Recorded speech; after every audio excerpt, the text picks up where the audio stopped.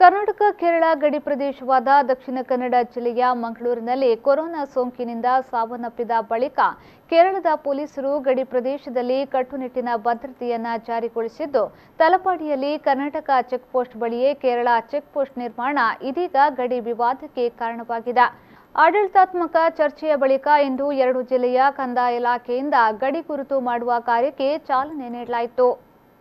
ಕೇರಳದ ಕಾಸರಗೋಡು ಜಿಲ್ಲೆಯಲ್ಲಿನ ಕೊರೋನಾ ಸೋಂಕು ಹೆಚ್ಚಾದ ಹಿನ್ನೆಲೆಯಲ್ಲಿ ಕರ್ನಾಟಕ ಕೇರಳ ಗಡಿ ಪ್ರದೇಶದಲ್ಲಿ ಸಂಚಾರ ಬಂದ್ ಮಾಡಲಾಗಿತ್ತು.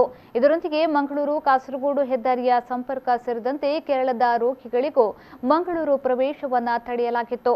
ಬಳಿಕ ರೋಗಿಗಳ ತಪಾಸಣೆ ನಿಟ್ಟಿನಲ್ಲಿ ಸುಪ್ರೀಂ ಕೋರ್ಟ್ ಆದೇಶದಂತೆ ಷರತ್ತಿನ ಮೇಲೆ ರೋಗಿಗಳಿಗೆ ಅವಕಾಶವನ್ನು ನೀಡಲಾಗಿತ್ತು.